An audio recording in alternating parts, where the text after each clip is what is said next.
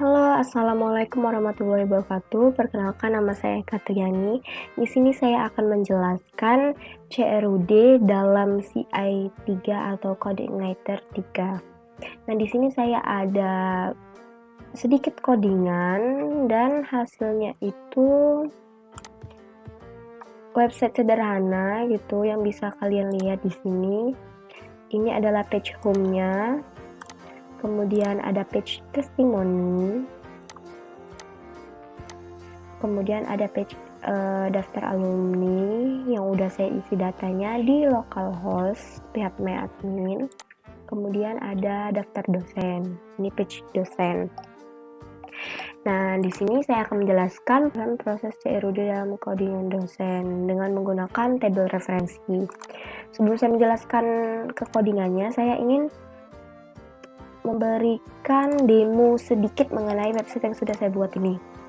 Nah, ketika kita masuk ke halaman website pertama sekali, ini sudah di default halaman yang akan tampil itu di awal selalu di page home. Ini sudah ada di default yang codingan yang sudah saya buat. Kemudian di testimoni, ketika kita memencet nav testimoni akan keluar seperti ini. Ketika kita memencet alumni, gitu kita ngeklik alumni, ini ada tambah alumni, ada hapus, ada edit, begitu juga di dosen. Nah, tapi kali ini saya akan menjelaskan hanya di dosen karena di alumni sama di dosen itu beda-beda tipis ya. Nah, kita perlu ketahui dulu kalau CRUD itu merupakan singkatan dari create, delete, update, dan delete. Kita lihat nih, ada di database-nya. Kalau create itu kita membuat data ya, kita membuat data, kita inputkan ke database-nya. Kemudian kalau misalkan read, nah data itu sudah muncul. Dari database kita panggil ke website yang kita bikin ini. Ini muncul datanya, ini udah termasuk read. Kemudian update ini kita bisa mengedit ataupun kita menambah gitu data, dan kita itu termasuk update ya. Dan delete ini ada action yang namanya hapus ataupun delete. Nah, tabel referensi di sini merupakan suatu tabel yang bisa dipanggil oleh tabel lain untuk dijadikan referensi. Contoh yang saya bikin di sini, ini merupakan tabel program studi dengan ID program studinya 101, 102, 103 dengan nama teknik informatika, sistem komputer, dan sistem informasi yang akan dipanggil di tabel dosen. Nah, tabel dosen di sini udah ada nih ID program studi menggunakan ini kan 101, 102, 103 gitu kan. Tetapi ketika kita menampilkan data di tabel dosen yang ada di website kita, dia munculnya nama program studi, bukan ID program studi. Nah, itulah kita menggunakan tabel referensi dari program studi yang udah ada di database yang kita bikin gitu. Oke, saya lanjut nih ngejelasin codingan.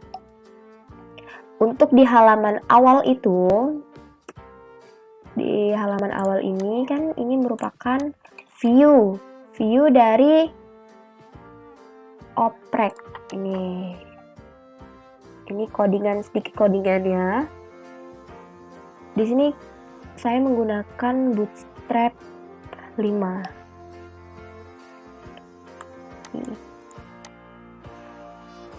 Di awal itu ada nav home, nav testimoni,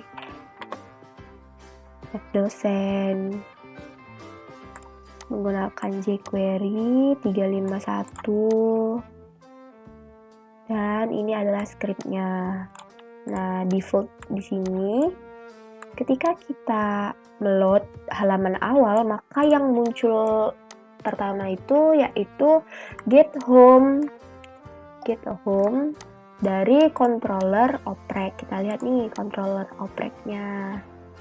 Ini public function index yang di sudut view oprek.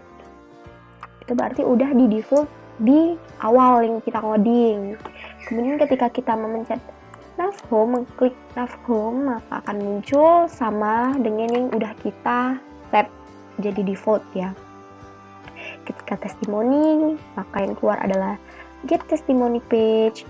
Ketika kita memencet alumni, maka yang keluar adalah get alumni page. Ketika kita memencet dosen, maka yang keluar adalah get dosen page yang udah ada kita set di controller oprek gitu. Nih, get home, get testimony page, get list testimony. Tuh. Kemudian kita masuk nih kita lihat nih ketika kita memencet dosen gitu, mengklik mengeklik navigasi dosen, maka yang akan keluar itu view-nya seperti ini. Nah, kita lihat lebih jelas di view dosen. Nih. Dengan nama daftar dosen yang udah sama dengan website kita. Kemudian ada tabel yang namanya itu NIDN, nama dosen, gender, program studi, alamat, email, dan action. Nah, ini adalah modal form. Modal form ini gini, contohnya gini. Ketika kita mengeklik tambah dosen, nah ini merupakan tabel data dosen gitu ya. Itu namanya modal form. Itu namanya modal form data dosen gitu. Ini menggunakan Bootstrap ya teman-teman. Ini namanya data dosen. Kemudian ada kolom namanya, maksud saya ada label namanya NIDN, nama lengkap, gender, program studi, alamat, email. Tuh. Dan ini ada button tutup dan button simpan. Lanjut nih, kita mau ngejelasin script dengan menggunakan JavaScript. Ketika dokumen ready, maksudnya itu dokumennya udah ada gitu ya, maka fungsi yang ini bakal dijalanin, fungsi yang di bawah ini bakal dijalanin. Variabel T ini menggunakan ID table dosen. Nah, ini untuk mengatur bentukan dari table yang ini ya. Dengan lebar 25% di target 2, lebar 20% di target 4, lebar 15% di target 7. Kita lihat nih, ini adalah target 0, 1, 2, 3, 4, 5, 6, dan 7. Dan ini adalah lebar-lebar masing-masingnya. Dengan text center di target 1, 3, 6, dan 7. Kita lihat nih, 1, 3, 6, dan 7. Ini menggunakan atribut text center. Nah, kita lihat ID program studi. Kita append. Kenapa dia option? Kita lihat nih, karena kita tadi kan membuat tabel referensi yang bisa dipilih menggunakan drop down dengan value 0, karena pada halaman ini ketika kita menambah dosen dan kita belum mengeklik apapun, belum mengisi apapun, maka program studi di sini di default menjadi value-nya 0, belum diisi, kosong gitu. Maka itu ada menggunakan atribut option untuk memilih apa yang akan kita pilih. Dengan teks pilih program studi. Kemudian kita meng-request method post dan dikirimkan dengan echo base URL index.php oprek get list program studi yang ada pada controller oprek. Kita lihat nih, get list program studi. Nih, get list program studi. Kita lihat, kita mengambil variabel GIS program studi model. Kita menggunakan studi model, get list program studi. Kemudian kita echo JSON encode biar berbentuk menjadi array ya.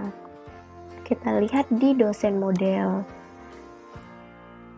get list program studi, get list program studi.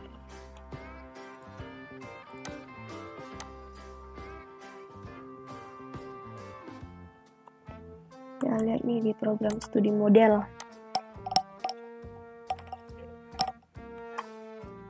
Kita lihat di program studi model, ini isinya cuman segini ya. Kita lihat nih. Dengan query select all from program studi, dengan result this DB query, kita mengambil query yang ada pada database, kemudian kita return dengan result menjadi, kita bentuk jadi array. Berarti kita lihat dulu di program studi, ini semua datanya kita ambil dari program studi, kemudian kita buat menjadi array. Tuh. Kita buka lagi oprek, controller oprek. Nih. Kemudian ketika fungsi sudah ada, maka result kita masukkan ke variabel program studi. Kita JSON parse supaya lebih mudah untuk dioperasikan dengan program studi dengan function key value, dan dengan ID program studi kita seperti tadi, kita open seperti yang di atas supaya data-data yang kita inputkan itu bisa diambil, yang kita inputkan bisa masuk ke database gitu. Bisa kita ambil untuk ditampilkan ke website. Kemudian kita render table dosen. Nah, render table dosen ini, fungsi dari render table dosen ini ada di sini. Pertama kita buat tclear. Tclear ini merupakan variabel T tadi yang udah kita isi dengan data-data. Kita clear ketika kita mau merender, karena kalau ngerender itu harus clear supaya data-datanya tidak ada data double gitu. Jadi kita clear, kemudian kita kirim ke index PHP oprek get list dosen. Kita lihat nih, oprek get list dosen. Nih, get list dosen. Kita ambil dari dosen model, kemudian kita JSON encode. Kita lihat dosen model,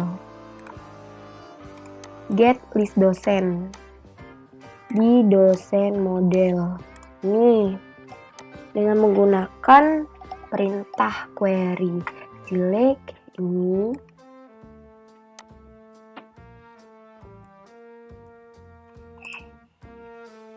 dari DB query itu udah menghasilkan result yang kita membuat berbentuk array. Resultnya menggunakan array. Kita bisa lihat, kita coba ketika kita menggunakan query yang tadi, apakah data-datanya bisa terambil gitu ya. Nih, berarti ketika kita menggunakan query yang tadi, yaitu ini ya, query yang ini, berarti ini fungsinya apa? Fungsinya itu mengambil data-data yang udah ada di database, yang udah kita inputkan dari website, yang masuk ke database, ini yang kita ambil untuk ditampilkan ke website tadi, data-datanya. Berarti berhasil ya. Kita return, kita bentuk array supaya mudah diproses. Kemudian kita lihat lagi nih, ketika fungsi selesai maka muncul result, maksudnya result yang udah bentuk array tadi. Kita lanjut ke buat variabel baru namanya list dosen, kita JSON parse, kemudian kita buat perulangan looping ya, dengan i mulai dari 0, karena kalau array-nya itu emang mulai dari 0 ya, dan panjang dosen, list dosen dia akan bertambah gitu. Ini maksudnya itu di sini ketika kita menambahkan ini nih, misalkan kita tambah dosen ya, misal NIDN-nya kita ganti 5, Terus nama lengkapnya Katriani gitu. Duh, perempuan. Program studinya misal kita buat teknik informatika nih, Indralaya nih.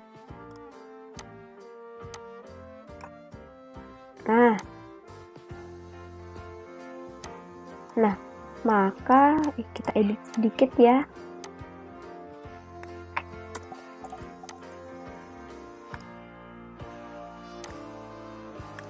Nih,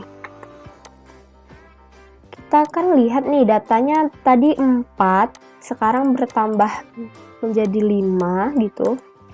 Setiap data yang ditambah maka akan bertambah satu-satu. Dimana yang bertambah itu adalah button hapus dan button edit. Jadi setiap satu data yang kita masukin maka akan bertambah button hapus dan edit di masing-masing data itu. Tuh. Ini dia mulai dari 0 kan, i-nya 0. Jadi dia plus 1 supaya dia nambah 1 1 1 1. Tuh. Lanjut nih. Kita dari ID form dosen. Nah, ini ketika kita tadi di form model ya. Di form model ini kan ada submit ya, simpan, maksudnya tuh mengirimkan kan. Dia ketika kita mengeklik submit gitu, maka functionnya itu adalah event prevent default. Kenapa?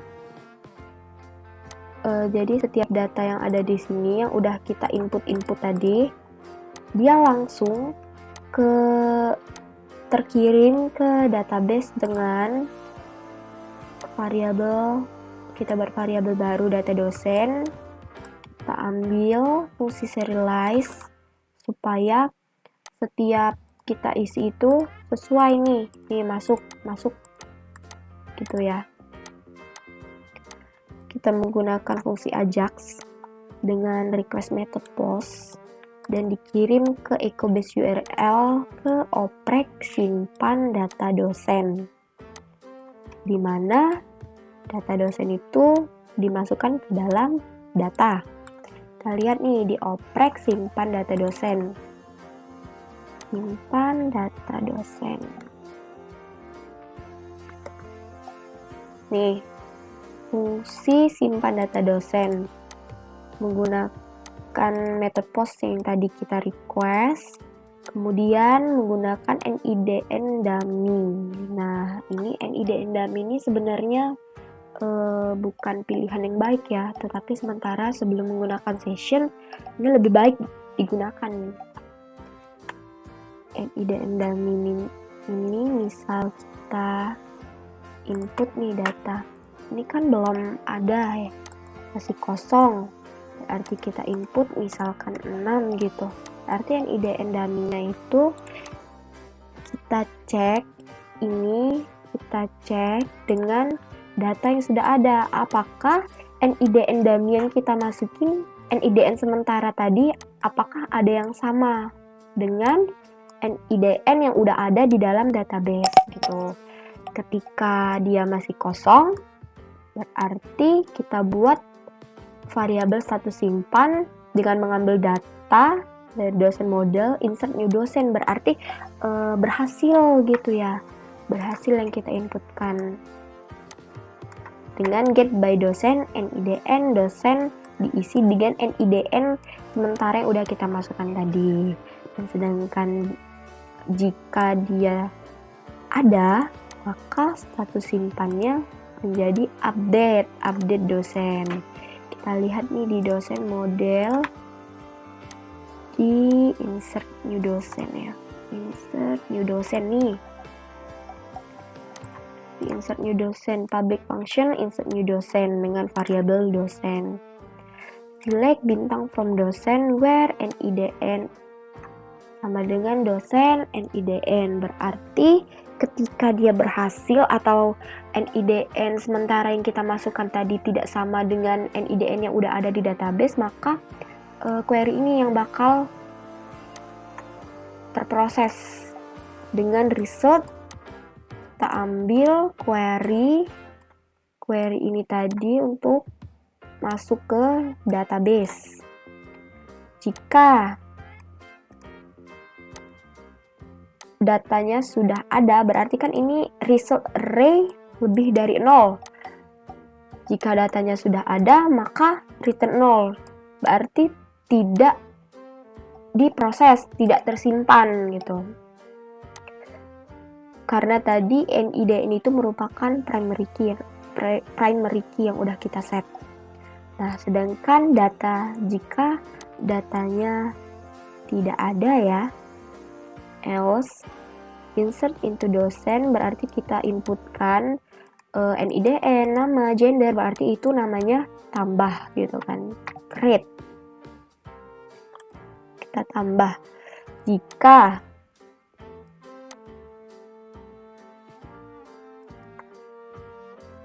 Jika ini kita masukkan nih, jika berhasil maka kita return true dengan 1. Jika tidak berhasil maka return false atau min 1.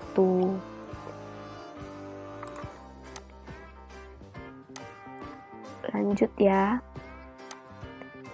Ketika selesai, sudah ada tadi di dosen model tadi, hasilnya true atau false, maka kita konsol. Kemudian kita buat variabel resultnya, kita JSON parse dulu ya. Lanjut ke jika status resultnya 1 ataupun 1 menggunakan petik 2, maka form modal ini kita kirim alert supaya si user tahu nih, oh datanya bisa nih disimpan, oh datanya nggak bisa disimpan gitu. Kita coba ya, kita demoin lagi nih. 6 Pretty ya, perempuan, sistem komputer, Indralaya, pretty@gmail.com. Nah, keluar nih alert menyatakan data berhasil disimpan. Oke, ketika ketika kita pencet oke, maka form modal tadi hide, dia tersembunyi, langsung hilang gitu. Lanjut kita render tabel dosen dengan menggunakan fungsi yang sudah saya jelaskan di awal tadi.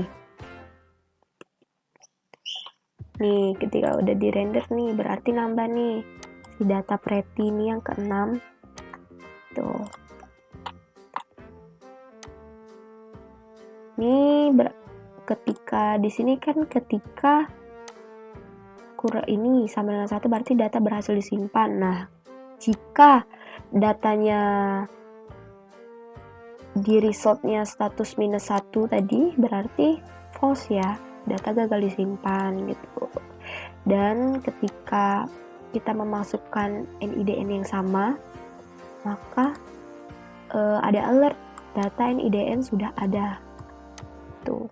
Dan yang terakhir yaitu alertnya data gagal disimpan dengan errornya resultnya yang akan ditampilkan. Coba nih kita coba ya, ketika kita memasukkan NIDN yang sama, kita masukkan NIDN si Pretty nih dengan nama Aldi, laki-laki, sistem informasi, Jalan Genggong, Aldi Anu. Nah, ini localhost yang alert ini menyatakan kalau NIDN-nya sudah ada, berarti kita harus ubah NIDN-nya, karena yang udah saya bilang di awal kalau saya itu udah ngeset NIDN itu menjadi primary key gitu. Lanjut ke button hapus. Nih, button hapus fungsi. Ketika kita klik button hapus, maka fungsi ini yang akan dijalanin oleh button hapus tadi, dimana membuat variabel NIDN dengan this atributnya NIDN dan nama. Lanjut, kita buat variabel removing row. Removing row ini berarti menghapus baris ya. Nah, kalau misalkan di HTML itu kan baris itu terdefinisi menjadi sebagai TR kan ya. Jika ini kita confirm dulu apakah data dosen plus NIDN-nya, data NIDN dan nama, maka dari itu di sini variabel NIDN dan nama ini mengambil atribut NIDN dan nama dari database. Akan dihapus ini. Kita merequest method post dengan menggunakan Ajax. Kita kirim ke ini controller operate dengan fungsi hapus dosen. Dengan data kita buat NIDN sama dengan NIDN. Kita balik lagi karena NIDN itu adalah primary key. Kita lihat nih, hapus dosen di operate. Hapus dosen di operate. Nih, hapus dosen nih. Fungsi hapus dosen. Kita menggunakan method post dengan mengambil data NIDN yang udah ada di database, kemudian kita buat variabel status hapus. Kita menggunakan dosen model dengan fungsi hapus dosen menggunakan data NIDN yang udah diambil datanya dari database. Kemudian kita buat JSON encode supaya lebih mudah diproses ya. Kita lihat di dosen model, hapus dosen. Nih, hapus dosen. Menggunakan query delete from dosen where in NIDN sama dengan NIDN. Nah, where NIDN sama dengan NIDN ini ketika kita mengeklik tombol hapus, kita hapus alert, apakah data dosen ini berarti NIDN, data NIDN dan data nama yang dihapus gitu ya. Akan dihapus ketika kita pencet klik. Localhost menyatakan data berhasil dihapus supaya user mengerti kalau data itu memang benar dihapus. Ketika kita ngechat hapus, maka otomatis server akan membaca NIDN dan nama yang ada di baris yang sama. Jika query-nya benar, maksudnya NIDN-nya sama gitu ya, maka return 1 berarti true. Jika tidak, maka return 0 berarti false, supaya ketika kita menghapus satu baris data, dia tidak menghapus baris data yang lain, tidak salah hapus gitu. Ini ketika fungsinya sudah selesai, maka menghasilkan result seperti yang sudah saya jelaskan di dosen model tadi. Ketika resultnya 1, maka data berhasil dihapus. Di alert yang kedua ya, dia muncul. Kemudian kita removing row, kita hapus barisnya. Kemudian kita draw, ini berarti kita mengembalikan data yang sudah dihapus. Maksud saya mengembalikan data yang benar-benar selesai gitu. Ketika resultnya 0, data gagal dihapus, dan data gagal dihapus dengan error apa akan diberi terangan. Lanjut ke table dosen di tbody. Ketika kita klik button edit, maka fungsi ini akan dijalankan. Nih, ketika kita klik edit, nih maka akan dijalankan. Coba kita lihat nih fungsinya apa aja. Ini ada variabel NIDN dengan sama seperti yang tadi ya. Kalau yang tadi kita mengambil datanya NIDN dan nama, sedangkan kalau diedit kita hanya menggunakan variabel NIDN sebagai kunci atau sebagai kayak tujuan gitu, supaya tidak melenceng kemana-mana. Kita menggunakan Ajax dengan request method post dan dikirim ke URL di operate get dosen by NIDN karena berdasarkan by NIDN ya. Kita lihat nih di operate get dosen by NIDN nih. Kita buat variabel dosen dengan mengambil data dari dosen model dan kita echo JSON encode. Kita lihat nih get dosen by NIDN di dosen model. Get dosen nih. Dengan query select all from dosen where NIDN sama dengan NIDN. Kita select apa aja sih data yang NIDN-nya sesuai yang kita klik button editnya. Maka resultnya kita mengambil data dari database dengan query ini yang udah dimasukkan ke variabel SQL. Kita ambil nih datanya, kita masukkan ke result, kemudian kita return menjadi hasilnya, resultnya menjadi array ya. Ini untuk fungsi yang ini ya.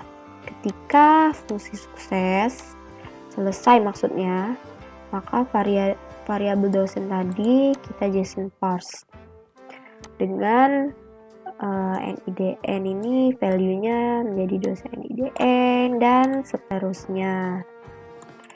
Nah, ini kenapa disable? Karena yang hanya bisa diubah itu yaitu selain NIDN seperti nama, gender, ID program studi, alamat, dan email. Karena NIDN ini merupakan sekali lagi primary key. Kalau misal kita ubah primary key berarti dia kehilangan jejak, kehilangan alamat tujuan gitu ya. Coba nih. Kita coba edit ya. Kita edit. Kita edit namanya. Nah, ini disable kan? Dia tidak bisa diedit karena kalau misal kita ubah, dia bingung, di database-nya bingung mau ngubah yang mana, dia kehilangan alamat tujuan gitu. Nih, ada alert lagi, data berhasil disimpan. Oke, nih berubah ya. Kita lihat nih berubah nggak sih? Nih berubah, dan data yang si Pretty tadi udah kehapus, data Eka sudah bertambah juga ya. Nih disable ya. Yang terakhir ini adalah fungsi tambah dosen. Ketika kita klik, ini nih yang menyebabkan si form model tadi kosong ketika kita klik tambah dosen, ini kosong karena kita mau nambahin data baru. Kita set di sini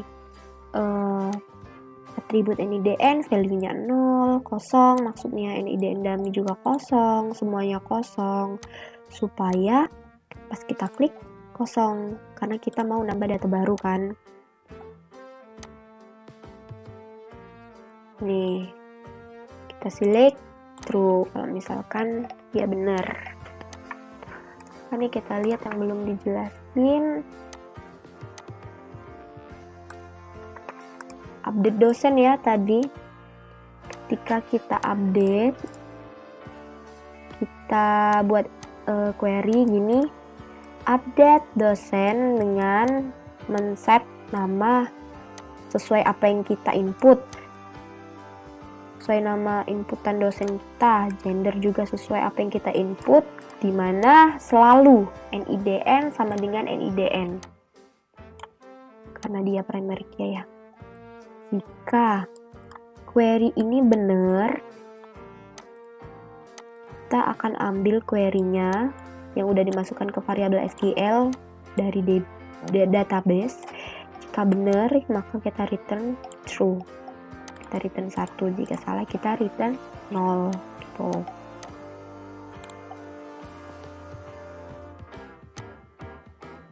Ini udah add new dosen.